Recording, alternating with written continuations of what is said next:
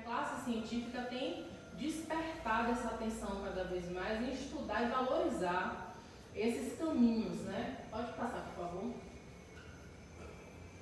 Aqui é o modelo que a gente conhece, né, de evolução do homem, né, onde a gente vai trabalhar a nossa escalada evolutiva, mas basicamente biológica, onde a gente se importa praticamente com o corpo, apenas com o corpo.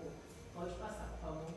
E aqui a atualidade que a gente chega do físico ao metafísico. Então a gente já saiu desse trabalho de organização, de querer entender como é que esse corpo funciona e tudo que esse corpo traz, para a gente entender o que transcende para além desse corpo, né? Então aqui a gente vê uma evolução que é a que todos nós que estamos nesse caminho de se trabalhar, de estudar nossa espiritualidade, de nos conhecer, a gente almeja, né? Que é essa iluminação pessoal, esse alinhamento entre o céu e a terra e essa conexão dentro de nós mesmos. Pode passar, por favor. O que é espiritualidade? Isso sob o ponto de vista científico, médico-científico. A espiritualidade leva o indivíduo a compreender e encontrar propósitos e significados na vida. É a experiência subjetiva que pode existir dentro e fora da religião. E isso é o que a teoria traz sobre a espiritualidade. Mas para nós que estamos aqui hoje, por exemplo, na casa, no Ceuja, a espiritualidade vai muito além disso aí, né? A gente costuma dizer que não somos um espírito que habita o corpo, ou um corpo que tem um espírito. A gente é um espírito que está habitando temporariamente o corpo. E isso traz uma carga muito mais ampla do que o ponto de vista tangível, que é apenas físico, né? Então, dentro da saúde, essa questão de você pensar o corpo para além do físico, até bem pouco tempo atrás, não era uma coisa bem vista, porque eles não conseguiam mensurar e nem quantificar as coisas que aconteciam fora dali. E isso causava um desespero muito grande na classe científica, porque a ciência se baseia no que eles comprovam, né? No que eles trazem, podem colocar os embasamentos teóricos. Mas se não existe, por exemplo, tem um médico, o Dr. Áureo Augusto, não sei se alguém aqui já ouviu falar dele, é um médico que trabalha de forma, com as práticas integrativas de uma forma muito ampla. Aí ele falava o seguinte, que ele chegava lá uma senhorinha que dizia, olha, eu estava com uma cólica e aí minha amiga amarrou um fio vermelho e colocou um pedaço de fumo no meu umbigo e a cólica foi embora. E ele dizia que ficava assim preocupado, poxa, será que essa cólica foi embora mesmo? Será que essa cólica ainda está ali? Será que essa crendice que essa senhorinha curandeira de lá da comunidade ajudou a saúde daquela mulher? Ele disse que no início ele ficava preocupado com essas questões que ele não explicava, porque ele vinha de um conhecimento médico, né? Então ele queria entender isso aí.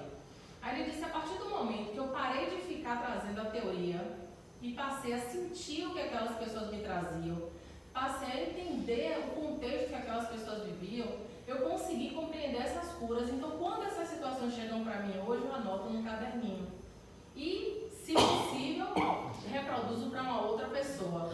Claro que tendo todo o cuidado de passar isso aí, porque ele é um médico, um CREMED. Então, para nós que estamos na área biomédica, a gente tem ainda essa dificuldade em determinadas situações, porque você responde a um conselho que cobra de você de forma muito ferrenha que você assista apenas aquelas demandas. Por exemplo, eu sou nutricionista e sou terapeuta. Em toda a minha trajetória acadêmica, tudo que eu entendo, que eu vivenciei de espiritualidade, teve presente o tempo inteiro, mas era uma dificuldade muito grande levar isso para a academia. Porque o que eles queriam, o que eles cobravam de mim, era exatamente essa compreensão do mundo físico e o extrafísico um pouco total. Então, se eu recebi um paciente que tinha um diabetes crônico e severo, mas que ele não conseguia ser regulado, e eu não ficava presa às questões dietéticas, aí eles entendiam que eu jamais ia tratar aquele indivíduo. Quando eu trazia para eles que aquele indivíduo era além daquele corpo, um espírito que precisava de acolhimento, que além daquele corpo ele tinha emoções que precisavam ser trabalhadas, que além daquele corpo ele tinha uma mente que poderia estar em conflito e confusão, e que por isso esse corpo não respondia, então eu perdi e ganhava um tempo muito grande tentando justificar minha conduta, porque para a classe médica não é muito fácil de entender. Pode passar, por favor. Então, assim, nos primórdios dos tratamentos de saúde, quando todo esse processo de saúde e doença começou a vir à tona, né, antes do advento da medicina hipocrática de 2.500 anos atrás, as pessoas eram tratadas por curandeiros, xamãs, né? Os líderes espirituais das comunidades, eram eles que trabalhavam com a cura. Por quê? Eles olhavam aquele corpo transcendendo aquele corpo, né? Eles não se prendiam só àquele sintoma. Então, os males eram tratados de forma contextual, ambiental e também extrafísico. Com o advento da medicina de cunho biológico, isso foi sendo dissolvido e o corpo passou a ser visto apenas como uma matéria tangível, o que dificultou esse tratamento. Então, ainda na época de Hipócrates, ele tratava vários pacientes, inclusive pelos humores, que é um trabalho que a medicina ayurvédica faz há mais de 7.000 anos, né? E ele dizia, quando chegava uma pessoa lá que estava deprimida, muito deprimida, ele dizia, vá a uma comédia. Porque ela ia na comédia, ela ia rir, ela ia extravasar energia e ela ia se sentir melhor. Se chegava uma pessoa extremamente eufórica, agitada, e ele já tinha tentado todas as condutas clínicas e não conseguia sucesso, ele ia dar uma tragédia, um drama, para poder você estabilizar esses humores. Então, todas essas questões, com o passar do tempo, foram sendo dissolvidas pouco a pouco, né? E as questões mecanicistas foram tomando conta dos nossos processos de saúde de forma muito avassaladora. Pode passar, por favor. Então, assim, os contextos que nos faziam bem, que era essa proximidade com o que é natureza e natural, porque faz parte de nossa composição pessoal, foram tirados de nós. E todo esse advento da Revolução Industrial trouxe milhares de fármacos diferentes, milhares de equipamentos diferentes, que se tornaram mediadores de nossa saúde, sendo que cada um tem um curador interno. Então a gente foi encorajado a desapropriar desses conhecimentos do nosso próprio corpo. Então não é difícil você ver uma pessoa que duvida da potência do próprio corpo, né? Que sempre acha que a doença vai ficar ali apossada dela, que a vida dela não vai ter jeito, enfim, que ele não consegue perceber o corpo dele como potência, e sim como um problema, né? Isso não é uma coisa distante da gente ver. Quando a gente vem para um espaço como esse, que dá a gente essa chance de ser, né, de estar, de se sentir, a gente vai se apropriar desse processo de forma muito lenta, muito vagarosa, porque uma coisa que a gente se desconstruiu ao longo de tantos anos, para a gente retomar, a gente precisa também participar disso com a carne. Então não é distante, a gente vê terapias sendo aplicadas e a pessoa ainda presa a questões físicas, né? A pessoa ainda presa como se o físico fosse o determinante do estado de saúde dele. Então aqui tem um post que eu acho muito interessante que fala: a maior medicina da atualidade é a reconexão com a natureza. E quando a gente fala de natureza, é tudo que a gente vivencia. A natureza da mata, das pedras, a natureza de uma forma global e espiritual, obviamente. Pode passar, por favor. Aí a gente entra no contexto do que é saúde, né? A Organização Mundial de Saúde trouxe esse modelo referencial para desconstruir um modelo que era aplicado há muitos anos, que era o modelo biomédico. Esse modelo biomédico era exclusivo, era assim que se tratava o homem. O que é que você sente? Eu vou tratar o seu sintoma, eu vou tratar a sua doença. E hoje não, desde 1962, a Organização Mundial de Saúde, percebendo que esses tratamentos que olhavam só esse corpo, só essa carne, não estavam sendo suficientes para dar conta do tanto de mazelas que estava cometendo o homem. Então, o que a Organização Mundial de Saúde fez? Ela passou a reavaliar esses processos, ela passou a conversar com outras pessoas que adotavam determinadas práticas diferenciadas e agregar essas práticas dentro desse modelo de saúde, adotando então um modelo revolucionário, ainda muito pouco aplicado, que é o modelo biopsicossocioespiritual, que a gente enorme e ainda pouco aplicado, porque a gente já tem um modelo que a Organização Mundial de Saúde já conhece, mas ainda assim a gente tem muita resistência, inclusive da classe de saúde. Então a gente vê aqui um quadro que fala sobre a saúde. Quando a gente fala que a saúde é financeira, alguém aqui discorda? Se a gente não está com a conta paga, consegue ficar em paz? Não. O dinheiro é energia que precisa de movimentação. A gente não consegue fazer absolutamente nada se a gente não trabalha bem com essa energia. Então, a saúde também está nesse ponto, né? Então, a gente vê a saúde física, essa daí todo mundo já sabe, né? Um corpo que esteja biomecanicamente funcionando bem. Isso é o que a gente aceita melhor.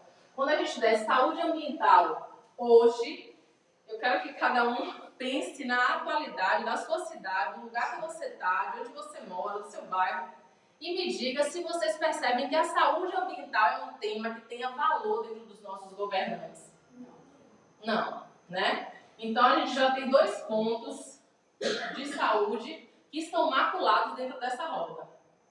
Aí a gente passa para o próximo. Saúde social. Que é exatamente essa interação do homem com o meio. Porque o homem é um ser social. Mas, diante de tantas situações que ele vai enfrentando e tendo essas lacunas em aberto, essa questão da relação social desse homem vai ficando comprometida. Não obstante, você vê muitas pessoas que a gente está agora, por exemplo, no Setembro Amarelo, né, que a gente sabe que é um mês de prevenção ao suicídio, né? Na verdade, eu não falo de prevenção, é de visibilidade que o suicídio está no meio de nós, né? É uma realidade, é uma coisa que está recorrente e que os números aumentam de forma vertiginosa e alarmante. Então, a gente traz essa saúde social completamente desvalorizada e que só tem um pouco de visibilidade em determinadas campanhas como a gente está vivendo agora. Que aí tem o Setembro Amarelo, Outubro Rosa, a gente já se sensibilizou com isso. É uma forma de você atentar para essas questões. Aí vem a saúde cultural. Nesse quesito da saúde cultural, eu costumo usar como exemplo as oportunidades de acesso à cultura que a gente tem. Por exemplo, a nossa comunidade tem um elenco cultural muito amplo, mas o acesso é muito restrito. Tem o TCA, tem um projeto em que os espetáculos, no início, ficam a R$1 em uma matinê em um determinado dia. Certo. Mas, na maioria das vezes, tem o ingresso de tarifa social. E esse ingresso de tarifa social, geralmente, é ou 8 ou 9h30, ou 8h30 ou 9 horas. Uma pessoa que mora em Vista Alegre tem condições de gozar desse benefício? Então, a nossa saúde cultural, ela é para todos? Um ingresso que você vai para assistir um teatro, um cinema, etc e tal, que é muito mais caro até do que 1 quilo de carne, ou até de um saco de pão, né? Então, assim, esse cerceamento de tudo que compõe a nossa saúde faz com que esse conceito de saúde biopsíquico, sócio-espiritual, fique cada vez mais vulnerável, né? A saúde emocional, essa aqui é uma das menos valorizadas ainda. Eu tive a oportunidade de trabalhar no interior e tinha um psiquiatra. E o psiquiatra nem via mais os pacientes. A enfermeira chegava lá e dizia, fulano de tal, olha lá no prontuário que eu estou dando para ele. Ah, tá. Aumente a dose em 2. Era assim. E aí, quando eu cheguei lá, que aí comecei a fazer os atendimentos com práticas integrativas. Eu cheguei como nutricionista do município, para trabalhar na saúde da família. Contudo, como eu trabalho com as práticas, eu posso trazer as práticas para tentar implantar isso aqui. Ela disse, vamos tentar, né? Sem muito acreditar no que estava acontecendo, então, eu não, mas vamos fazer. E a gente começou a fazer. E aí, um dia, esse psiquiatra chegou para mim assim, falou, você viu que você está com o consultório cheio? Eu disse, realmente, tá dando muita gente mesmo, eu estou mandando todo mundo para você. Porque eu já não sei mais o que fazer. Eu já tripliquei, quadrupliquei essas doses e o pessoal não melhora, minha filha. E essas pessoas, o que elas queriam? Era mais remédio? Não. Atenção, acolhimento, era que olhasse no olho e dissesse, e aí, meu bem, como é que está você de verdade? O que é que eu posso fazer por você? E não aquele médico que você está falando, ele está ali na bancada, o quê? Sim, ok. Toma isso aqui. Que é o que a gente vê costumeiramente falando. Então, quando a pessoa vai e tem acesso a um serviço em que a pessoa te olha como pessoa, a pessoa te olha com empatia e está imbuída em resolver o seu processo, independente de qual seja, a gente vai embora ou fica. Então, por isso, estava aumentando, né? Aí a gente tem a saúde intelectual. É todo mundo que tem acesso à educação de boa qualidade? A educação de boa qualidade, meia boca, que se é colocada para a grande massa, ela alcança essa grande massa de forma plena. Você vai ter uma bolsa de inglês, certo? Aí você ganha a bolsa de inglês, você chega lá, o curso de inglês é na casa dos infernos. O valor do material é astronômico. Você teria que fazer uma maratona, uma odisseia para ter acesso àquilo, você desiste dessa bolsa, né? Aí você ganha a bolsa na faculdade, você tem transporte, você tem alimentação, e nada disso assiste Xerox. E suas emoções, amiga, né? Que a gente vai ficando assim, louco, desesperado. Então isso é mais uma parte da saúde que a gente tem uma lacuna, né? Saúde mental. Nossa, essa aí nem se fala, né? Você chega para uma pessoa e vai dizer que, pô, eu tô ansiosa, eu tô preocupada. Amiga, todo mundo passa hoje em dia, isso é normal. Né? Você não pode nem sentir, o sentir lhe foi tirado, né? Se eu não tenho algo que um fármaco possa fazer um trabalho dentro do meu corpo, eu não posso sentir, porque eu não tenho com que resolver. Por isso que a vida está tão medicalizada nos tempos atuais, né? A gente tem uma medicalização avassaladora. Se eu estou triste, eu tomo fluoxetina. Se eu não durmo, eu tomo Rivotril. Meu estômago, que é para ser ácido, o ambiente estomacal é para ser ácido. Chega paciente lá que toma aquele, como é o nome do remédio? Há anos, tipo assim, gente, como você toma essa tantos anos? Não, ele vai proteger, isso não vai proteger porque para não ficar ácido, gente, ele tem. O ambiente estomacal, criatura é para estar ácido. Se não está ácido de forma adequada, tem algum outro cunho. Mas é porque eu já fiz todos os exames, ou seja, o médico cansou de atender aquela pessoa. E aí não teve mais argumento, nem tempo, né? Aí, toma esse omeprazol ad eterno para poder você se sentir bem, né? E aí já tive até a oportunidade de conversar com o médico também. Ele chegou e disse assim, Lucélia, vem cá, minha filha, você quer que eu faça o quê por uma pessoa em 5 minutos? Você não posso fazer nada. Eu só tenho condição de prescrever um remédio nele. Mal a examinar. Porque a gente, quando está pelo SUS, você tem produção. Então, assim, se você não atende aquela meta, você não recebe. E aí você fica assim, poxa vida, as pessoas são tratadas como o quê?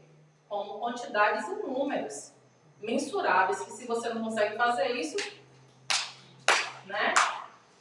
A saúde espiritual, essa que eu coloco numa fatia maior e que eu acho que merece nossa atenção, né? Tanto merece que o SUS finalmente e o Ministério da Saúde retomaram os processos de entender esses processos espirituais, esses processos de cura espirituais e procuraram estabilizar de forma a melhorar o acesso. Por exemplo, Sukio Mahikari, alguém que já ouviu falar? É primo do Jorei, vamos dizer assim. Jorei todo mundo já ouviu, né? São técnicas de imposição de mãos, de tratamento de cura por imposição de mãos. Reiki, todo mundo já ouviu falar. Qigong, alguém já ouviu falar?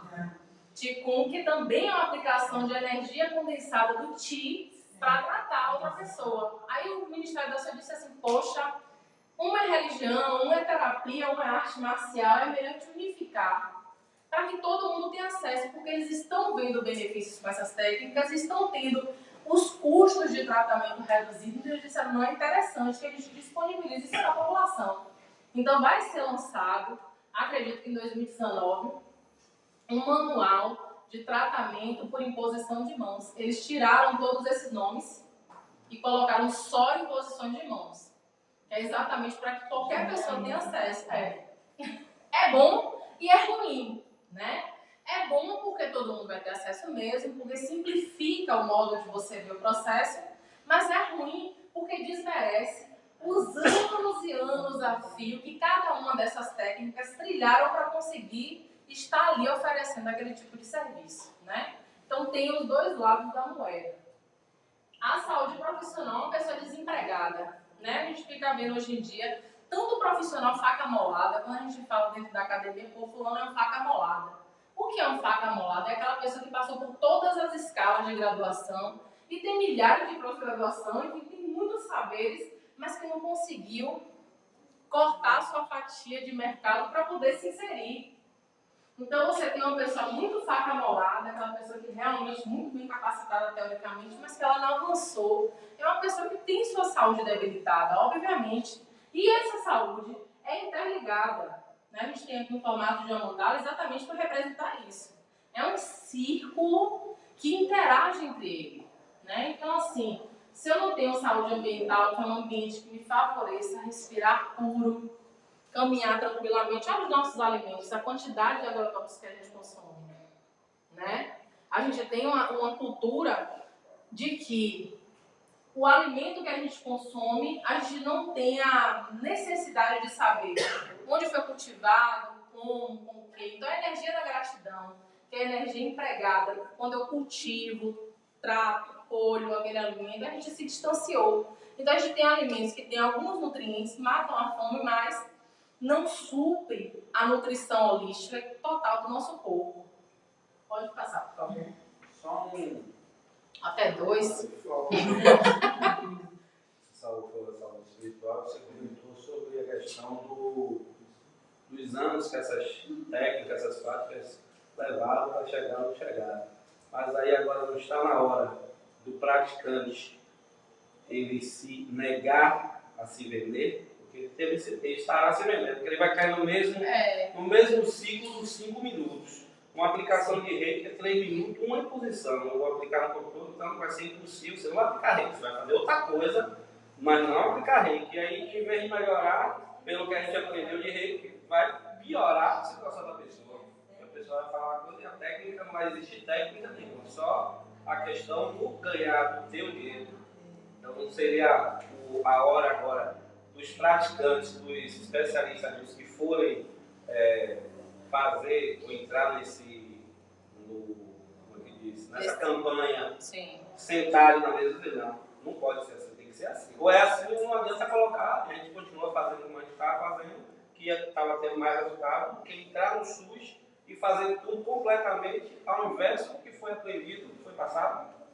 Eu agradeço a contribuição, é muito importante para a gente refletir mesmo, mas aí assim, a gente implica em 2 situações. A primeira é esse questionamento que você trouxe, que eu acho super importante. Eu pegar e desconstruir uma técnica para ter o prazer de poder aplicar num nicho de mercado muito maior, né? Isso é uma coisa que tem uma perda muito grande. Eu concordo com você. E tem o outro lado da moeda, né?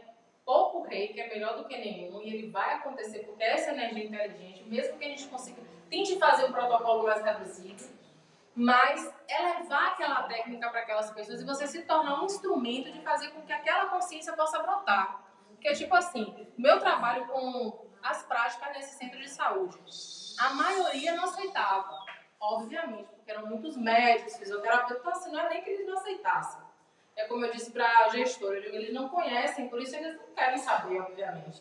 Me dê a chance de levar isso para eles que eles possam conhecer, sentir no corpo, porque nada melhor do que você sentir para poder você levar adiante. Então, o que a gente fez? A proposta foi que eles experienciassem as terapias, para que eles entendessem que nem todos os protocolos propostos pelo SUS poderiam ser aplicados. E o reiki era uma delas. Eu dizia, pelo menos eu preciso estar com essa pessoa no mínimo 15 minutos. Eu não tenho condições de fazer isso em 5 minutos, eu não tenho condições de tratar a pessoa com reiki. Tratar uma pessoa não, tratar, minha demanda aqui, por exemplo, era 35 pacientes numa manhã. Então eu dizia, poxa, eu não estou vencimento disso aí, de jeito nenhum. Eu tinha de manhã até 2h30 para tratar 35 pacientes. Então assim, eu não conseguia, eu dizia, isso é impossível. Na dieta eu consigo, porque eu tinha lá todos, o SUS já coloca para você milhares de cartilhas, como eles estão querendo fazer agora com as práticas. Quem determina e quem delibera não são terapeutas, não são pessoas que passaram por todo esse caminho aí, meu amigo, de estudar, de buscar, de fazer isso acontecer. Não, são médicos, a maioria, que eles não estão interessados em tudo que isso traz. Eles estão interessados no que vai acontecer daqui para frente. E em como é que eles vão ter que lidar com essa realidade. Porque o SUS não adotou isso porque ele entendeu somente que isso era bom. Ele também teve uma imposição, que a gente vai ver aqui mais para frente. Ou seja, globalmente falando, isso já é uma realidade, que chega para nós de forma muito tardia, porque essa movimentação começou em 1962. com o decreto de Almada em Genebra. E aí o Brasil levou anos sem aplicar nada.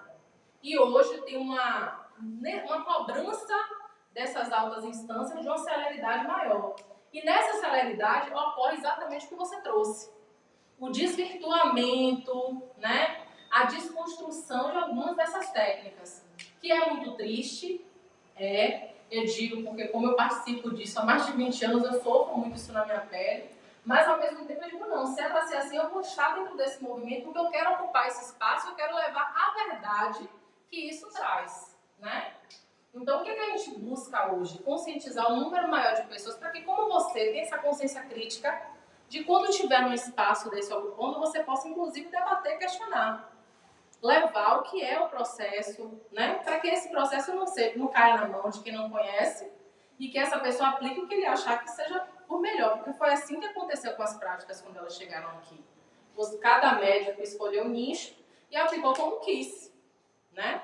Terapeutas renomados de mais de 40 anos de trabalho ficaram de fora por causa de pessoas que estudaram, que fizeram graduações em enfermagem, fisioterapia e medicina, que aprenderam aquilo em um curso de um final de semana ou em uma capacitação de uma semana, não importa, para poder entrar dentro daquela movimentação. Então imagine, é melhor que a gente esteja lá, não é verdade?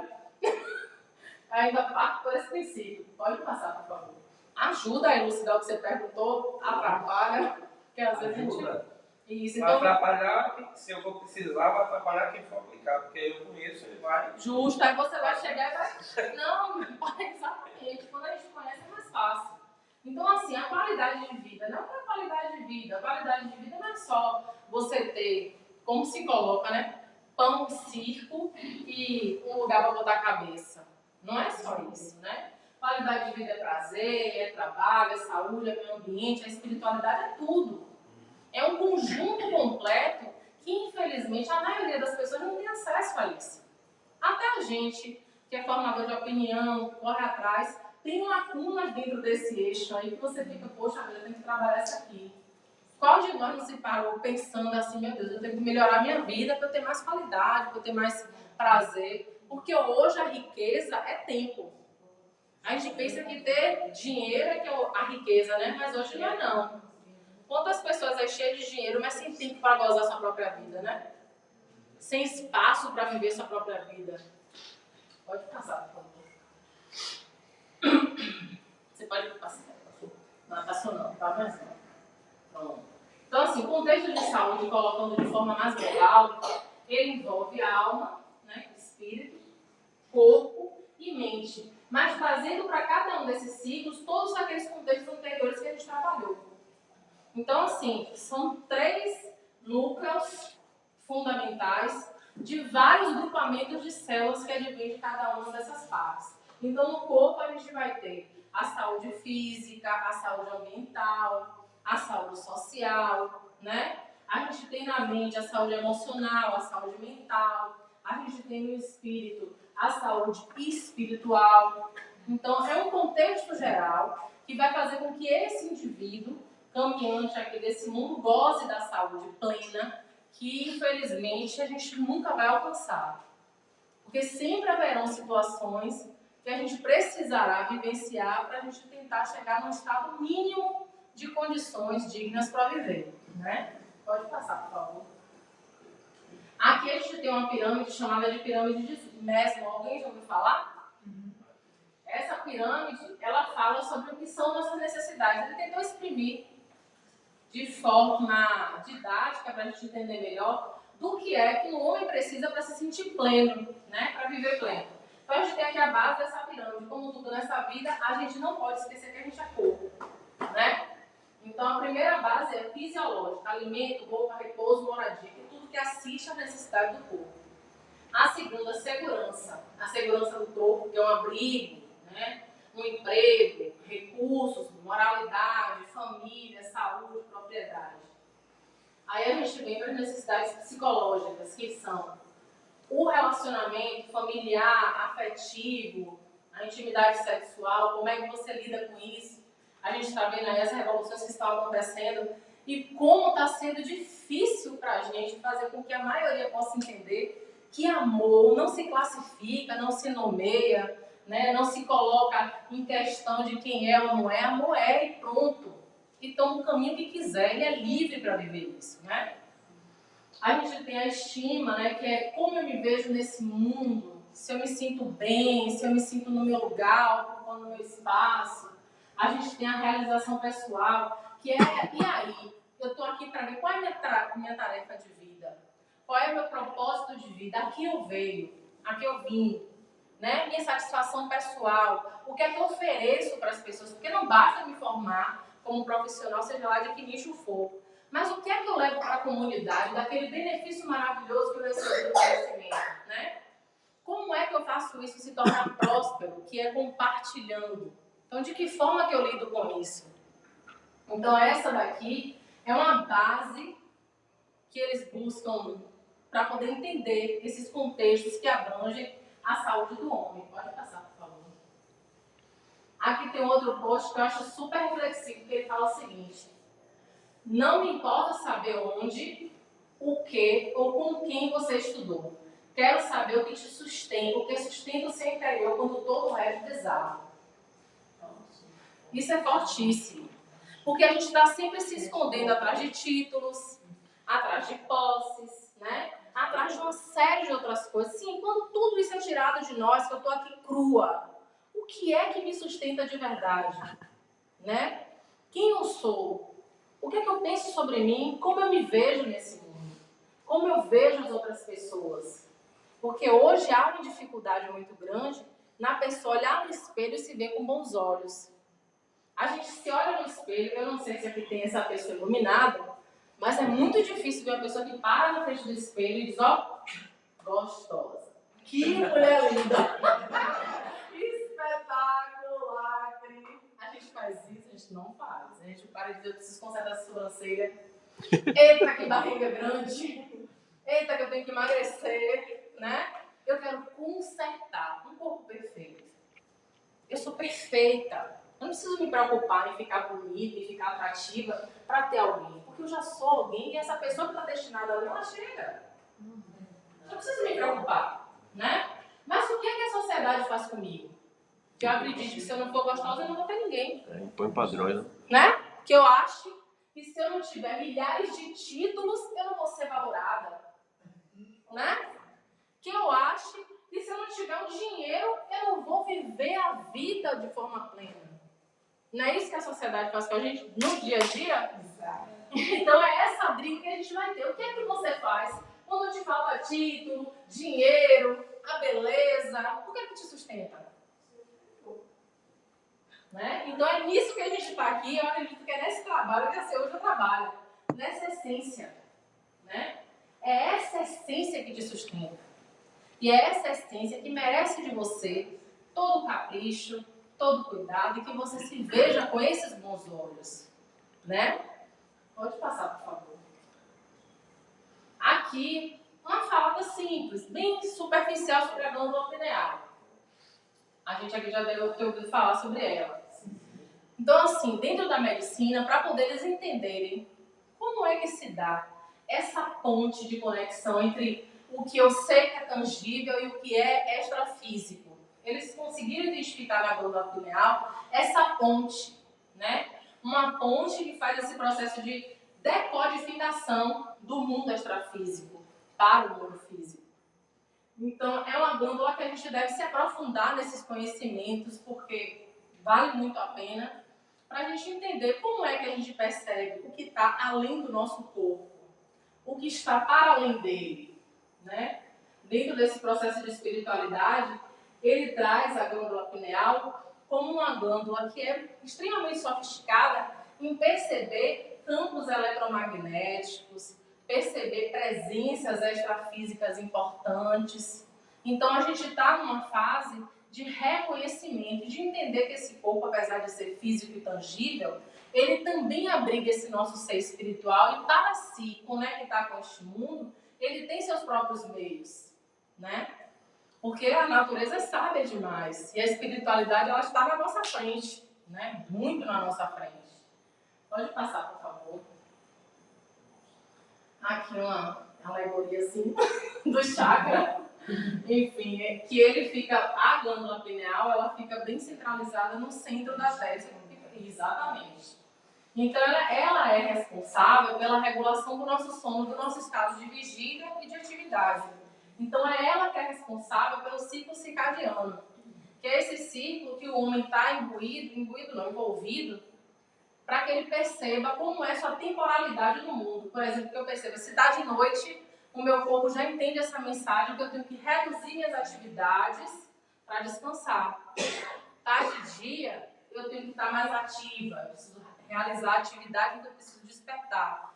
A medicina tradicional chinesa trabalha ativamente em cima disso. Inclusive, eles têm um mapeamento de horários para funcionamento de órgãos. Isso pode ser uma outra conversa que a gente pode fazer outra vez para a gente não perder muito tempo.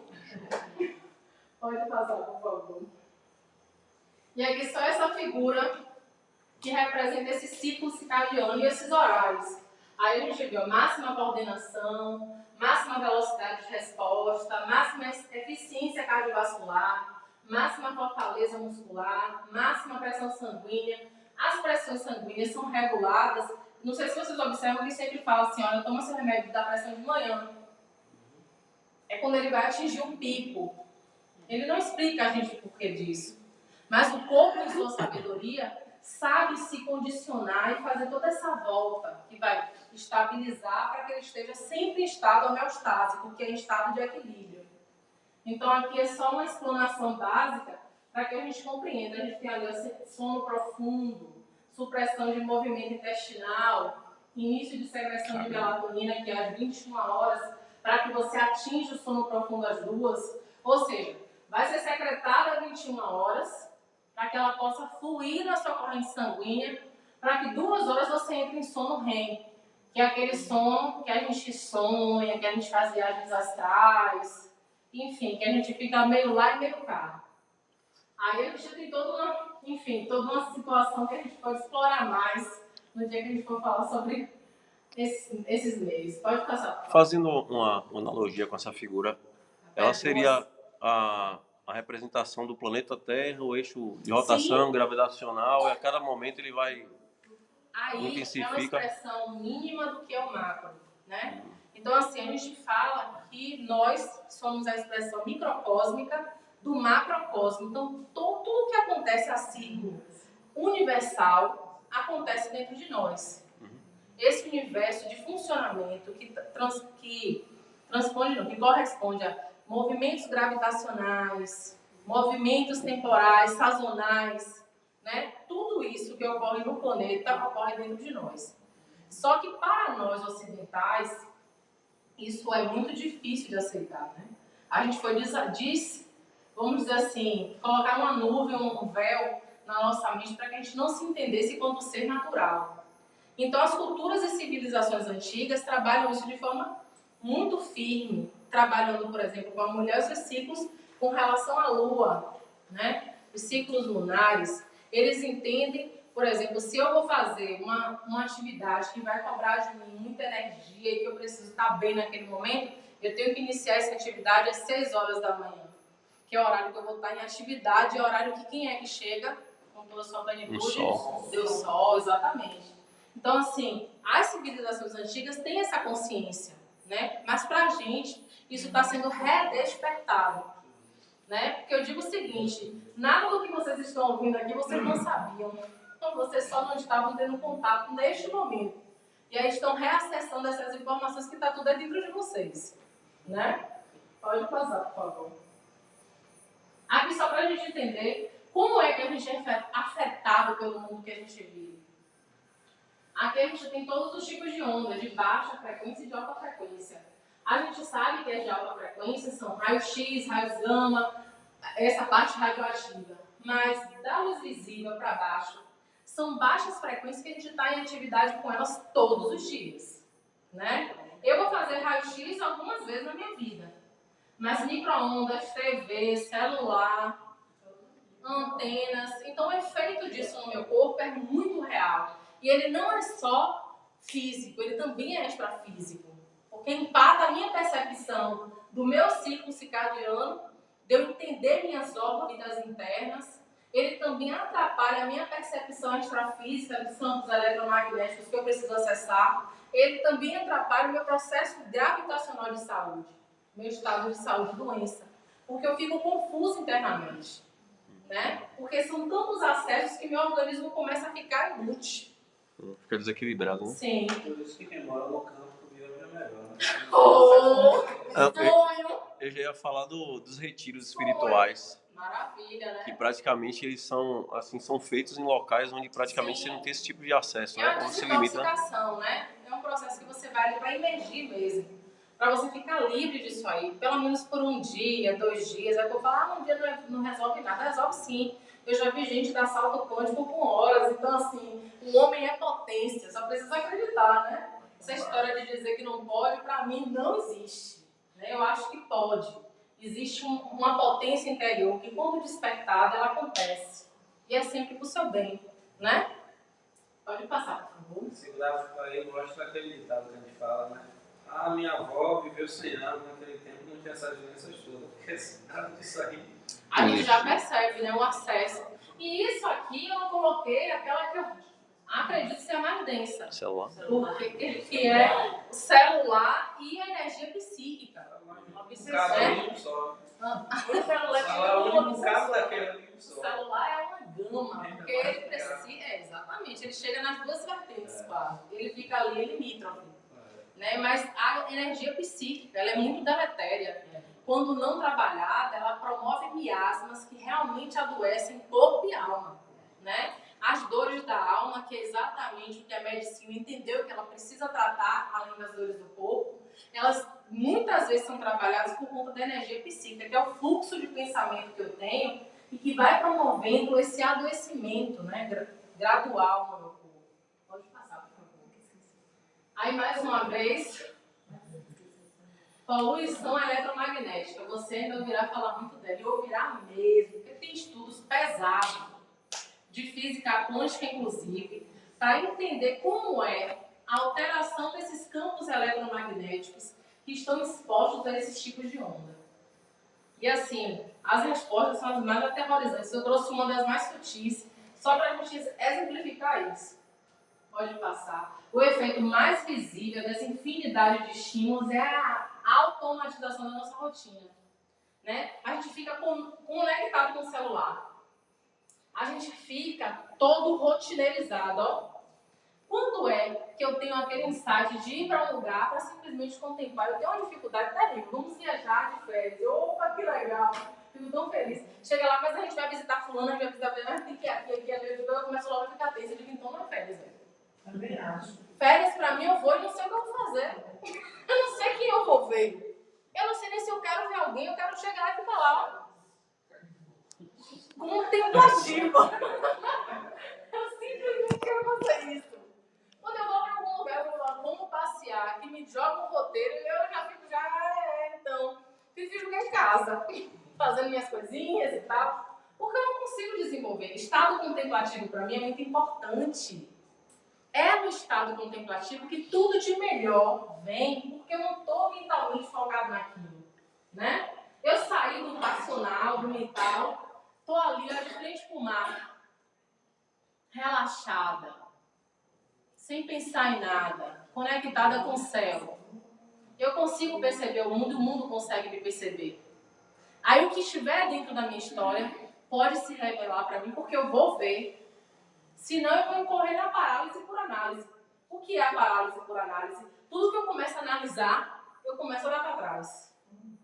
Porque quando eu começo a nomear e querer entender demais a coisa, menos eu me aproximo dela. Né? As conexões entre pessoas, por exemplo. A gente... Como é seu nome, por favor? Ana Paula. Ana Paula. Aí eu chego uma pessoa e falo, olha, você vai estar olhando essa coisa na Paula. Eu não teste na Paula. Eu chego lá. E eu já chego comigo na polícia, né? Já chego pensando, nossa, não tá nada louco. Rapaz, eu não lembro nada. Eu já fico com medo de chegar perto. Porque eu já fui contaminada por uma semente que foi plantada e que eu comecei a me desbanalizar. Quando a gente começa a desconstruir isso, se vê e vê os outros com bons olhos, as coisas começam a mudar. Olha, Ana Paula, não vale nada. eu escuto tudo isso, mas quando eu vou estar com a Ana Paula, eu estou só com a Ana Paula. Eu olho no olho de Ana Paula. Eu pego na mão da Ana Paula e verdadeiramente me conecto com a Ana Paula. E aí a gente se mostra. E aí a gente fica maravilhosamente bem. Porque eu não vim buscar o pior dela. Eu vim me conectar com o melhor dela e dar para ela o melhor de mim. Né? Então é essa situação que a gente sai quando a gente começa a entrar naqueles termos de rotina, de um planejamento excessivo. A gente fica automatizado. A gente se desequilibra quando alguma coisa foge ao nosso controle. Mas se a vida é de uma plenitude que a gente não explica, eu tenho domínio absoluto de alguma coisa? Eu posso tentar ter um mínimo de coordenação e organização, que é digno para mim, me facilita fazer as coisas. Mas eu tenho que estar disposta a fazer como eu vou amanhã para o Celuja dar uma palestra. Vou feliz da vida, honrada, alegre, feliz. Estou aberta a isso e peço ao universo essa oportunidade de estar lá. Aberta. Completamente aberta. E o que tiver que ser, vai ser. Porque eu estou conectada com o que está acontecendo aqui. Então, se ela tem que acontecer, é para o meu bem, para o bem das pessoas que estão lá, ela vai.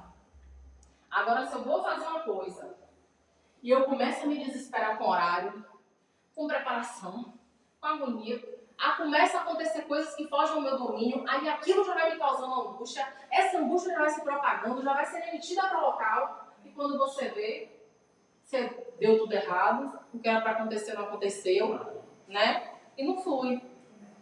Então a gente precisa se abrir ao processo de forma conectada. O seu estado de presença é fundamental.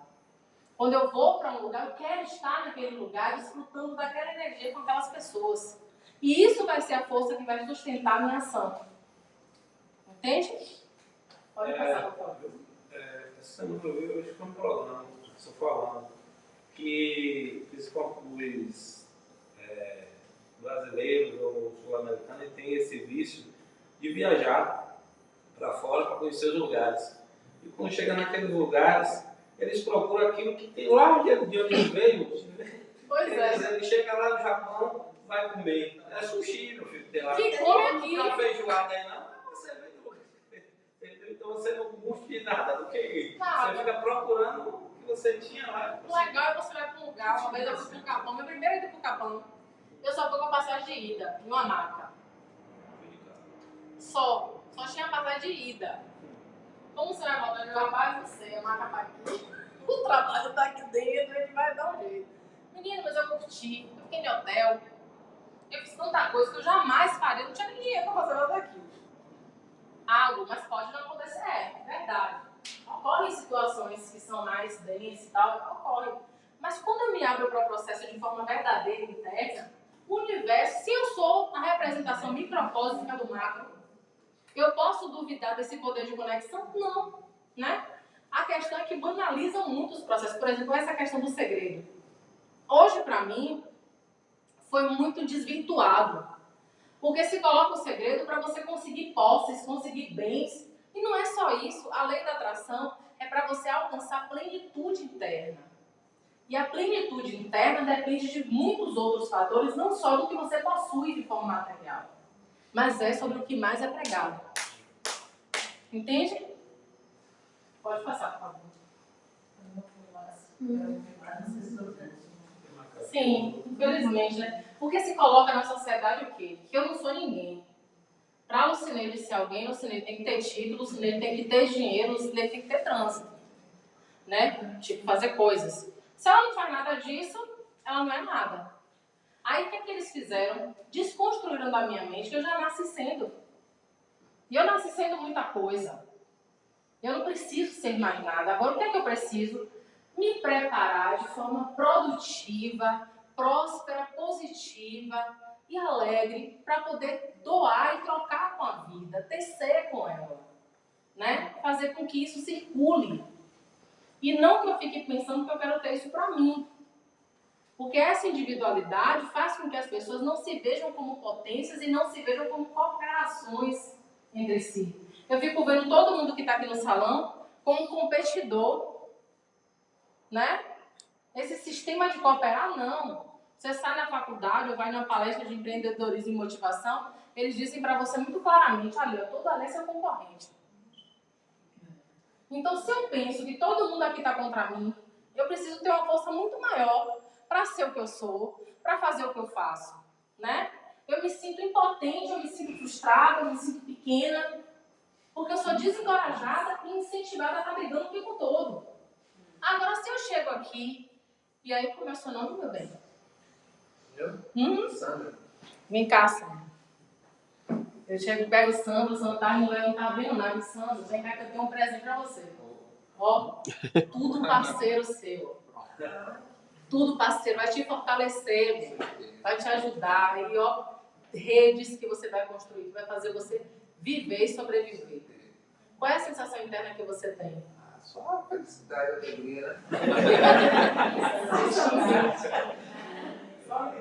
Então aqui esse corpo, o que é que esse corpo sofre, né?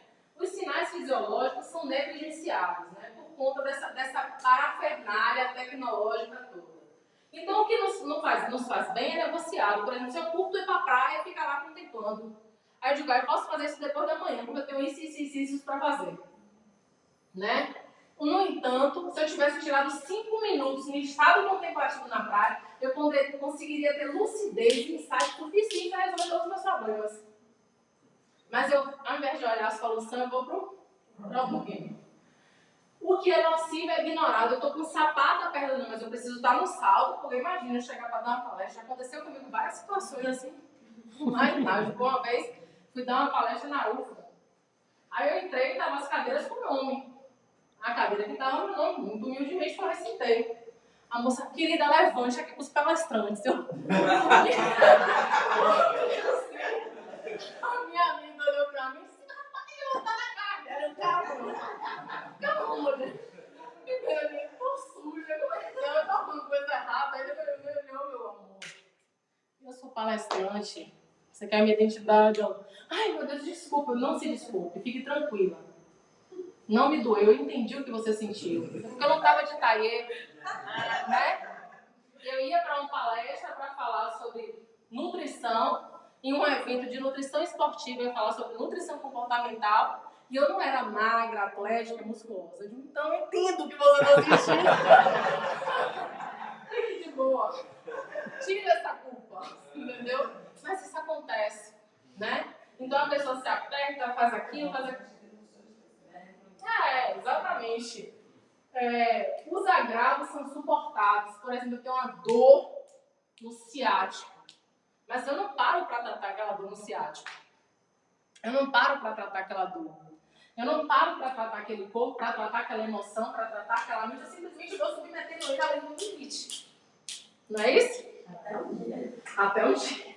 Que cai tudo. Ou seja, nós calamos o nosso corpo. É isso que a gente faz. Pode passar, por favor. Então, se perceber o nosso corpo físico se tornou um desafio, e o nosso corpo está aqui, é tangível, né? Perceber todo o contexto psíquico, emocional, espiritual, torna-se um desafio ainda maior. Aqui tem uma foto que representa muito bem o dia a dia de muita gente. Você pergunta se você está bem, tô ótima, mas está acabada. Eu aprendi um método infalível. Eu ligo pra minha mãe e eu tô um caco. Aí ela diz, e o que foi que houve, irmã? Eu vai falar metade que passa. Mas eu vou lá e digo, minha mãe, eu tô um farrapo. Oh meu Deus, o que foi que houve? Enfim, a gente se acolhe e a gente, dá aquele espírito, né? E se ela chegasse e ligasse pra mim, você tá bem? Eu tô ótimo. Eu ia continuar moribunda, né? Ela não ia me doar um pouco da energia dela. Deixa a vida, só não fala, solte. Você não tem como ajudar? Sim. Vai saber. Pois é. Aí depois que ele encontra a pessoa, ele diz, por que você não lembrou? Ah, não estava muito não. Por que você não ligou? Não podia, fiquei com vergonha. Pois. E agora? E agora? Eu acho também, não sei se mas o que eu penso, a gente se preocupa muito, a gente se cala muito perante o outro, mas o outro também sente as mesmas coisas que nós sentimos. Então, Por que não mostrar quem somos de verdade? E se ele aceitar, que bom. Se ele não aceitar, vamos viver o que nós somos, né? Mostrando quem nós somos de verdade, mostrando nossa realidade. Tá bem, tô bem. Tá mal? Não, eu tô mal, né? Tipo, eu quero ir para um lugar, tô afim, você quer ir? Quero. Não quero ir. E você mostrar, realmente, não quero ir.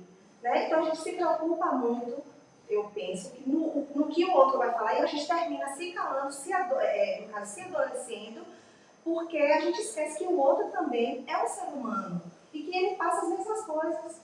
Né? E passando por esse ponto de vista que você trouxe, que todo mundo aqui já deve ter ouvido falar. Minha filha, você não pode nada da sua dúvida de ferrar. Então, se eu vivo mediante esse pensamento, como é que eu vou achar que eu posso confiar em alguém para dizer que eu não estou? Nada, vai me ferrar. Vai dizer, ó, toma, né? Então, eu não vou ver quem é assim. Também tem a questão do perfeccionismo que a sociedade, as redes sociais, eles impõem, eles jogam para cima de você a todo momento. Que quando você me pergunta, você está bem? Só para passar para você a ideia de que eu realmente estou bem, de que eu estou naquele momento, para você, eu estou perfeita, eu vou dizer que estou bem. Sim. Sem estar.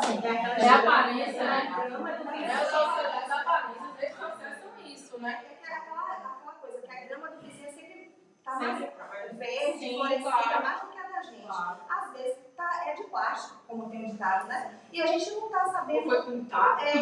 E por que você não se mostra? Mostra quem você é realmente, para que você tire tudo que você tem, seja transparente e você possa mostrar. E até aquela pessoa possa dizer assim, poxa, mas Lu é tão transparente, eu quero ser, assim, não é ser igual a ela, mas eu quero me aproximar disso que ela traz. eu tô sentindo isso igual a você. Poxa, velho, eu queria tanto ter falado assim, e eu fiquei toda reservada lá, porque o que os outros iam falar, o que os outros iam pensar. Não, seja você, mostre quem é você realmente. Se você vamos ver, carente ou grosseiro, ou daquela forma, seja.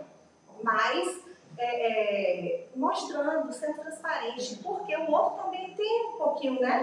Tem aquele né? Que você tem, todo mundo tem um pouquinho de mal, todo mundo tem um pouquinho de bem. E você também, através do seu parceiro, através da outra pessoa, vai se completar. Concordo. Assim, a dificuldade é exatamente por isso, pensando mesmo. Ana Paula, a dificuldade, isso aí é o correto. É olhar para o outro como eu. A empatia diz isso. Quando eu te olho, como eu me olho, eu consigo ver você com bons olhos e consigo me aproximar de sua dor, porque eu entendo que eu também tenho minhas dores. Só que o que a sociedade dissemina o tempo inteiro é que é para que eu desumanize a dor do outro. É para que eu olhe o outro como um concorrente meu e não como um parceiro. Essa história de construção de redes, quando a educação popular traz, e que a gente vai numa comunidade implantar isso, é uma dificuldade muito grande, porque todo mundo fala, não, fulano está aqui querendo ser mais que eu. É o que se coloca, o que se injeta ali, ó. Aí você podia pensar o quê? Poxa, Ana Paula pode contribuir comigo. Eu vou chamar ela para nós duas possamos fazer coisas maiores. Se chamar outra pessoa, chamar outra, e aquela corrente de energia boa, positiva, vai se proliferar. Potência que vai reverberar de forma a atingir todo mundo.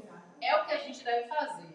Né? Eu fico feliz de ver que você pensa assim, porque eu entendo que você é uma multiplicadora desse pensamento. Você, todo mundo aqui, são multiplicadores desse tipo de pensamento, que é exatamente o que a gente está no caminho certo. É olhar o outro como um ser cooperante na sua vida e não como um desafio, como uma disputa, né? um conflitante. Pode passar, por favor. A energia vital, eu vou passar aqui. Aqui vocês, como já são reikianos, já devem ter falado bastante dela, né? Dos milhares de nomes que vão sendo dados para essa energia, mas que é uma energia só, com nomes e roupagens diferentes. Eu tenho um carinho imenso por situações que trabalham assim, várias formas. Porque eu entendo essa pluralidade. Então, se a gente vai seccionar, a gente divide, faz com que isso fique segregado, a pequenos grupos. Quando a gente abre, todo mundo bebe em uma fonte que é abundante e infinita. Né? Pode passar, por favor. Os chakras, que vocês já ouviram falar, a gente trouxe porque diante dessa prática de trazer a saúde e a espiritualidade, o que é que a ciência precisou fazer? além de estudar e seccionar esse corpo, biologicamente falando, ele precisou se apropriar da anatomia sutil. E a anatomia sutil, ela vem dentro desse corpo, que é o entender o seu magnetismo e a sua energia corporal. E dentro dessa leitura, uma das leituras que são mais próximas para você entender como é esse... Olha a panturrilha, olha o glúteo, é num momento como esse de estudo, a gente entra em crise. Ele já viu uma pessoa com uma morfologia diferente? Uma pessoa assim mais robusta? Não, bota uma pessoa malhada. Isso é para você entender como o humano vem sendo padronizado. Por isso que a criança é inocente, ela bota uma bola, passa um traço, 2 tracinhos e pronto. A inocência, aí tá tudo certo. O que é que ele tem? Quando a gente vai fazer uma atividade com criança, desenha um corpo, a preocupação dela é colocar que aquele corpo tenha braço, perna, olho, boca, ouvido. Ou seja, os sentidos e o se movimentar nesse espaço. Ele não se preocupa com essa aparência. Essa preocupação ela é social.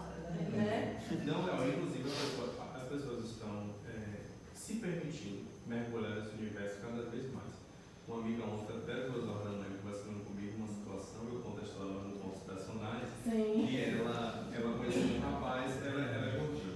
Ela conheceu um rapaz, aí aquela coisa, cinema, não sei o que, o cara querendo chegar para a cena principal e ela só enrolando. Nem tem mais pai, matou o pai várias vezes, enrolando. Aí ele pegou, foi no prédio dela e disse: ou você desce, ou eu subo. Vai ser aonde? Na sua ou na minha casa? Ela parou de correr, ela foi, abriu, ele telefonou, aí ele subiu. No que ele subiu, começou a conversar, não sei o que, até de novela mexicana, ele não sou noveleiro. Não vim aqui pra isso. Aí isso aqui não quero intimidade, não sei o que. Quando chegou finalmente, ela, fruto desse processo social, De não aceitação do seu próprio corpo, de suas próprias questões físicas, ele chegou um momento e disse: pare, não sou psicólogo, estou querendo ser seu namorado, estou disposto a gostar de você como você é. Ele foi e disse: não venha com essa história de luz no banheiro. Eu quero com a luz acesa. Quero com a luz acesa. Ela ficou assim, sem ação, porque ele disse assim: você está acostumado a lidar com homens que não querem encarar a realidade. Eu também não sou perfeito, você também não é perfeita, então a gente está no mesmo balaio. A gente começa a história porque a seguinte jogo que as pessoas assim, elas não estão assim. Danúbio, passa o contrato dele para você ter um amigo assim. Acho digno, amigo, né? Não, detalhe, ela conheceu ele no metrô.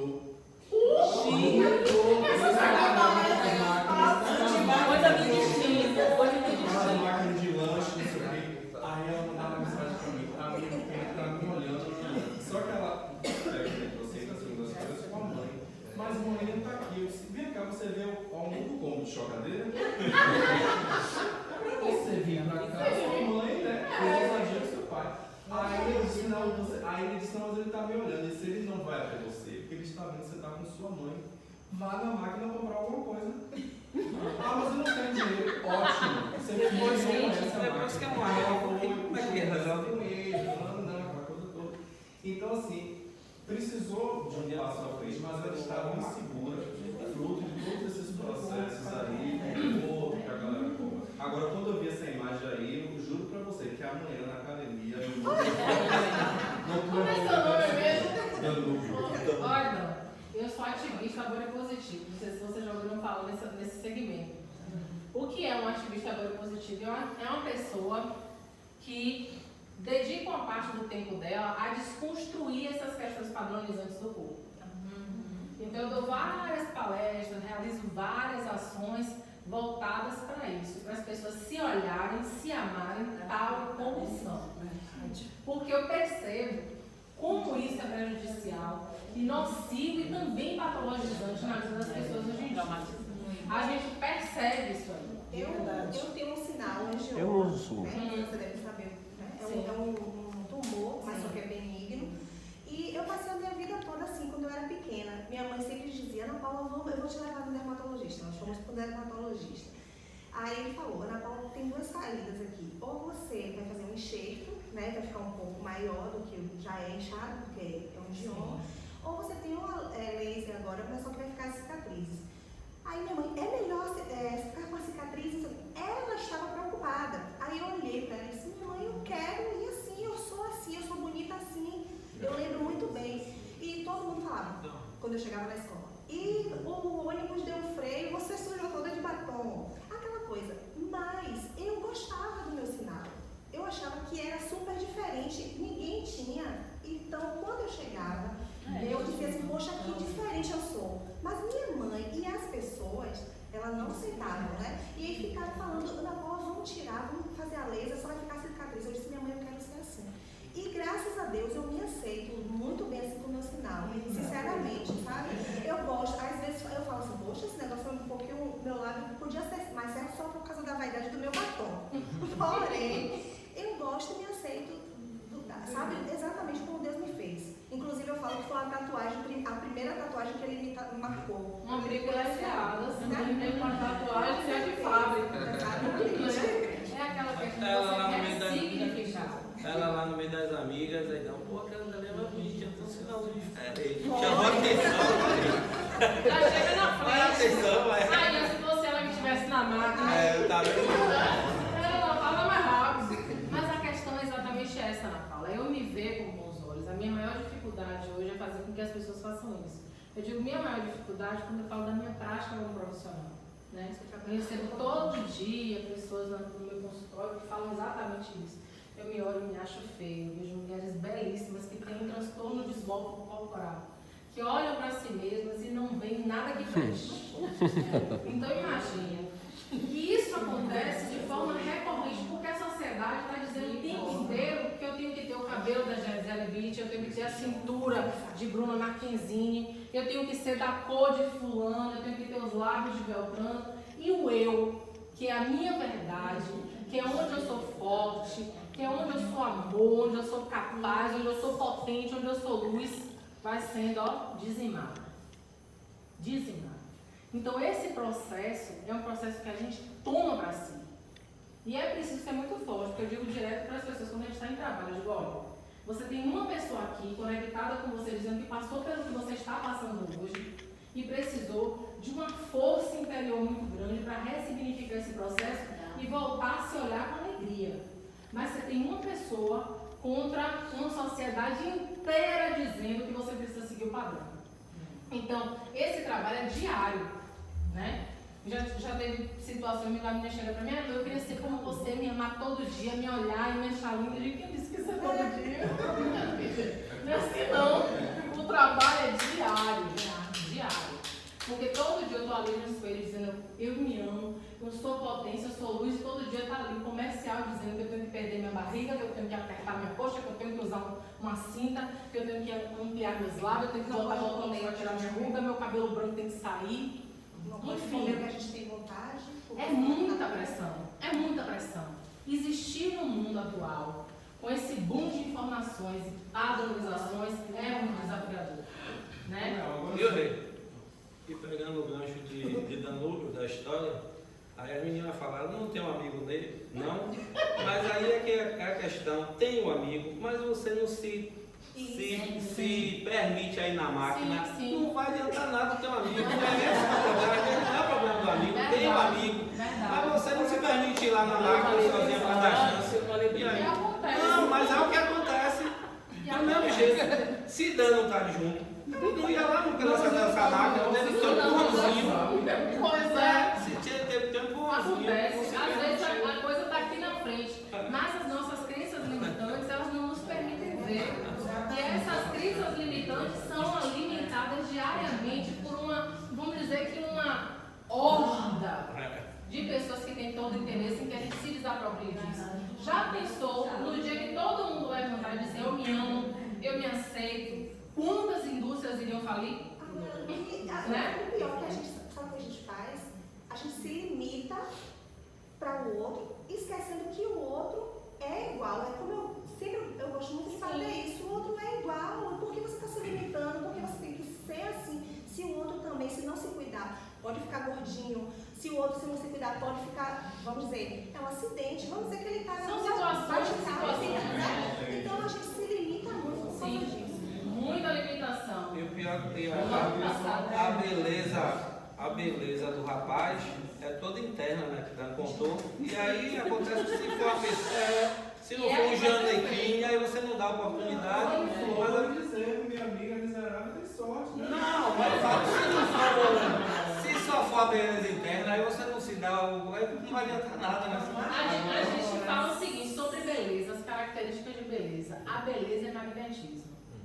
Então, assim, não tem nada a ver com como eu sou, se eu me arrumo, se eu não me arrumo, meu tipo corporal. Eu digo isso porque eu já vivi várias situações extremamente inusitadas. De eu estar lá, ser a mais estrelenta e arrumar um crush. E as amigas arrumadas não, eles dizem, eu não sei o que vai acontecer. Eles iam arrumar, Gita. Mas você pode. Aí você ficava curtindo. Mas porque beleza é um magnetismo. Né? Se eu estou aqui, eu converso com todo mundo, eu me conecto com as pessoas em verdade, a pessoa consegue ver essa beleza, porque esse magnetismo está lá dentro, né? E é independente de como eu me apresento no mundo, né? Pode passar, por favor. Bom, senão a gente não sai daqui hoje. Fazendo as vezes aqui do porta-voz do coração de alguma, ou de algumas, queria que você falasse assim, para aquela ou aquelas mulheres que estão entre nós, que ainda se permitem serem frutos dessa sociedade manipuladora e que isso influencia diretamente na sua intimidade, como eu digo, em um relacionamento a dois. Fruto de uma imposição que o companheiro pode ter a barriga do tamanho do mundo, pode comer as porcarias dele toda, a mulher ela não pode ter uma capa de gordura. E por mais que ela tenha consciência de que ele também é perfeito como ela, no momento da intimidade, os recados subliminares que ele dá, trava ela. Isso faz com que a mulher do século XXI não tenha o seu prazer. Não gosta. Então, eu queria que você falasse assim, de uma forma terapêutica, para que as mulheres tenham esse entendimento de que o corpo é delas, que é dela, que a vida é dela, que o domínio é dela, e ela tem esse poder de fazer essa manipulação e não permitir que o outro faça isso.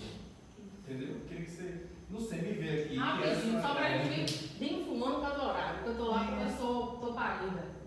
Tô com minha filha em casa parida, então eu disse, Ritinha, eu vou fazer um negócio tão embora dessa vez, eu tô parida, porque a gente parou praticamente junto.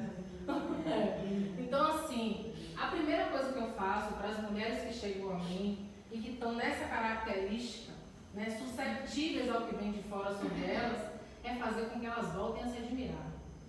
A mulher que se admira goza, e goza bonito, goza gostoso, com alguém ou sozinha. Porque já teve mulheres, inclusive, de estar sozinha, dizer se masturbe. Você não precisa sair dando para o primeiro que aparece, porque você precisa ter alguém. Se valorize. Né? Você não precisa ficar nesse desespero, eu tenho que ter alguém vai aparecer. Mas a primeira pessoa que você precisa fazer é se apropriar de si mesma. Se olhe, se ame, se veja com bons olhos.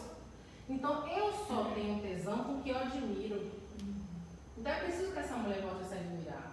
Né? Aí ela consegue retomar e se apropriar da vida afetiva, sexual, de todas as vidas e potências que ela tem. Né? Pode passar.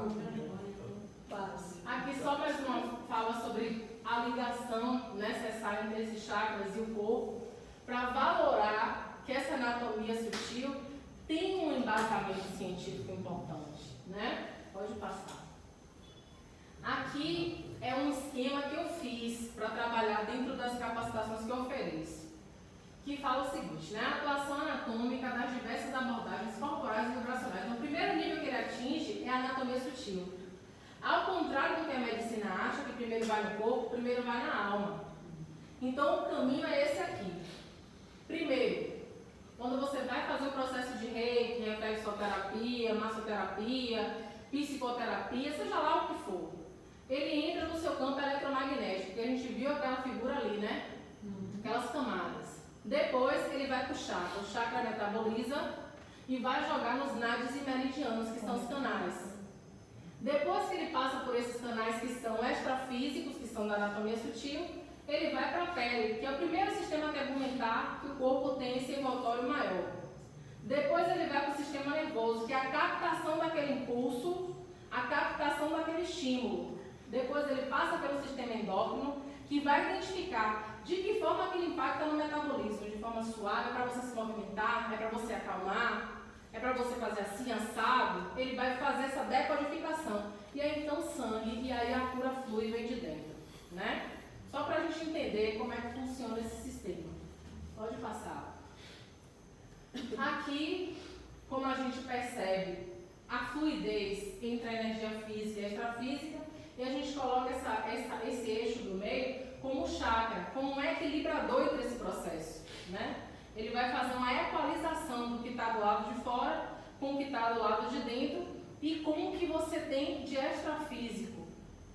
Então, todos esses acessos vão ser equalizados pelo sistema de chakras. Pode passar. Aqui só uma fala rapidinha sobre a água no corpo, pode passar. Aqui só para a gente entender que o nosso corpo é mais de 70% água, né? Cérebro 75%. Coração 75%, pulmões 86%, fígado 86%, rins 83%, sangue 81%, músculo 75%. Isso de volume de água dentro de cada um desses órgãos, né? Pode passar. Esse senhor Emoto, que muita gente aqui já deve ter ouvido falar, que ele fez aquela pesquisa com a água, né? Ele pegou a água, esse japonesinho engraçado, ele resolveu ver a interação vibracional entre sons, palavras, pensamentos com o meio aquoso, né? Então a técnica consistia em expor a água a esses agentes, depois congelar e fotografar os cristais que se formavam após o congelamento. Pode passar. Então ali uma molécula de água exposta à ameaça de morte, que consistia em uma pessoa chegar e vou te matar, vou te matar, vou te matar e vou matar você. Olha a conformação que ela ficou. Rapidinho, você está falando que o experimento foi tipo, ele usava a vibração falando isso e fazendo um experimento? Sim, inclusive recentemente teve uma outra produzida com plantas, né? Que aí uma planta sofreu bullying e a outra não. E o efeito foi... Sim, perfeita. Aqui, amor e admiração. Eu amo você, eu te admiro. Olha a conformação desse cristal, né? Antes de uma oração, heavy metal. Depois de uma oração. Olha, heavy metal, a gente coloca isso aqui, todo mundo fala, tá vindo aqui do demônio, nada a ver. A gente fala sobre a conformação toda desequilibrada, porque vibra muito forte. Não traz aquela questão da paz e tal. Rio poluído. Depois de uma oração. Olha aquele depois de uma oração. Né? Que lindo. Pode passar. Caramba. Ali, Sinfonia de Mozart. Imagine, John Lennon. Amor. Aqui, a represa Fujiwara antes da oração. Aqui, depois da oração. Eu vou matar você. Obrigado. Paz. Pode passar. Palavras positivas, palavras negativas, ela perde até a forma. Então, assim, voltando àquela questão, se o nosso corpo tem aquela quantidade de água, e a água é um ser suscetível a essas situações que a gente impõe, então me diga se o nosso corpo não está suscetível a tudo isso que acontece em volta dele. É energia. Entendeu o que é que a energia psíquica faz? Como ela é deletéria? Pode passar. Aqui é só uma reportagem que eu achei assim fantástica, que fala sobre a espiritualidade se tornar disciplina na faculdade de medicina em Fortaleza. Ainda é optativa, ou seja, não é uma disciplina obrigatória da grade. Você pode optar por fazer. Mas ainda assim já é um avanço muito grande. E isso a UNEB, da nossa querida Bahia, está adotando também. A UNEB aqui de Salvador, que é o Campus 1, está começando a implantar esse mesmo sistema. Então, assim, vai ter uma disciplina optativa para os cursos de saúde, de saúde e espiritualidade. Ó que lindo. Maravilha. Não, isso já acho que é na outra. Emociona. Sim. São Paulo sempre vai na frente, porque muitos médicos espíritas lá, mas ainda voltados para essa questão mais fechada do espiritismo, né? Muito kardecista. E aqui não, aqui ele já é de forma mais holística, mais abrangente, espiritualista. Aqui eu não vou me prender nisso aqui, mas é só para entender o que foi que gerou a necessidade de humanizar a saúde, né? A necessidade de humanizar os padrões de saúde. Pode passar. Aqui a gente viu a ração humana, todo mundo viu aí que Dória queria colocar lá em São Paulo, alimentos que a gente nem tinha garantia, né, desses alimentos estarem em boas condições de uso. Aqui aquele médico, a evidência na medicina. Doutor, essa é a minha receita? Não, a sua já está pronta, esse é do próximo. Acontece, né? No consultório de nutrição, a gente quer fazer uma prescrição, não, já está tudo na gaveta, você tem que seguir o protocolo da gaveta. Então, você não tem outro jeito. Café da manhã, o que a nutricionista recomenda que eu tenho condição de pagar. Né? E ali tem mais uma série de outras questões que o slide vai ficar aí. Quem quiser dar uma olhadinha, tiver alguma dúvida, pode acessar, estamos aí para isso. Pode passar também. A Organização Mundial de Saúde, que é aquilo que eu falei antes, ela trazendo desde 1962, eu não vou me prender aqui, porque a gente já falou sobre isso, desde quando que essas abordagens eram para estar acesso livre para todo mundo. Pode passar. As práticas integrativas como um portal de trabalho entre a saúde científica e a saúde popular, né? Que é essa saúde que a gente fala, a saúde espiritual, holística. Pode passar. Aqui, quando essas práticas começaram a ser uma verdade para a gente, muito tardiamente, porque se o movimento começou em 62, vários países que fizeram parte daquele concílio naquele momento já tinham adotado, o Brasil ainda não tinha adotado nada, então em 2006 foi obrigado a fazer. Ou ele fazia ou ele não ia mais ser um beneficiário desses recursos, né? Então o Brasil só colocou por imposição. Pode passar. Aqui o início das práticas complementares, que começou com homeopatia, medicina tradicional chinesa, leia-se, acupuntura e massoterapia chinesa, algumas práticas corporais chinesas, como Qigong, Liang Kun, plantas medicinais de fitoterapia, medicina antroposófica e termalismo. Detalhe, para nós que somos terapeutas, que estamos nessa área aí sofrendo, tentando regularizar tudo isso, para a gente isso foi extremamente diferente. Por quê? Nenhum dos profissionais que trabalhavam com terapias entraram nesse nicho. Eram médicos, enfermeiros, fisioterapeutas, enfim. Eles fizeram tudo do jeito que eles quiseram. Inclusive, termalismo entrou e nunca foi nem utilizado, porque só tinha disponível águas termais em grande escala em Minas Gerais, que foi do grupo de Minas Gerais que quis inserir. E nem eles mesmos correram atrás para aplicar. Pense, politicagem, como sempre, né? Para passar. Aí falando também sobre que as práticas integrativas, elas geram, né, um benefício maior, gera economia e salva-vidas, gera economia para o Estado. Leia-se para o Estado, não para você.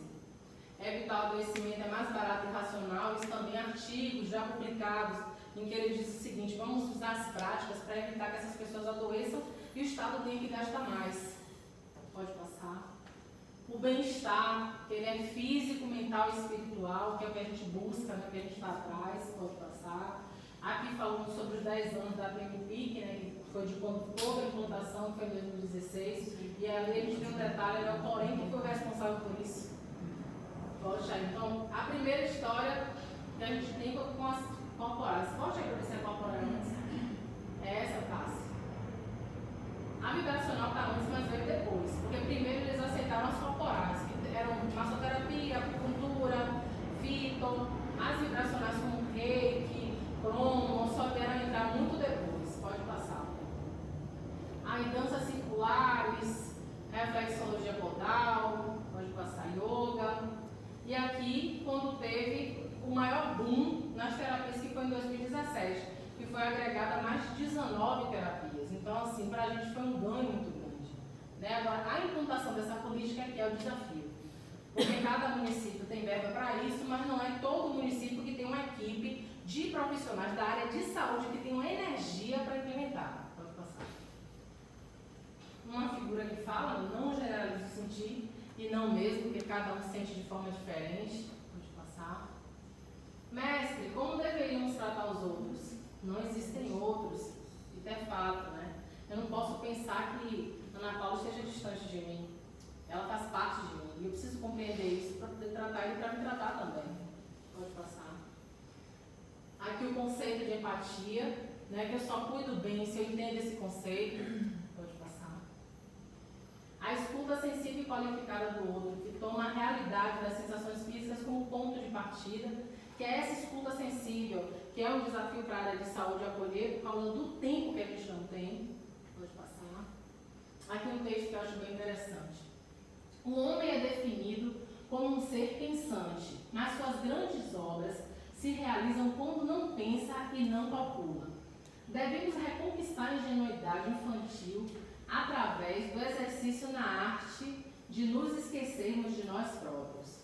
Neste estágio, o homem pensa sem pensar. Ele pensa como chuva que cai do céu, como as ondas que se alteiam sobre os oceanos, como as estrelas que iluminam o céu noturno, como a verde folhagem que brota na paz do frescor primaveril.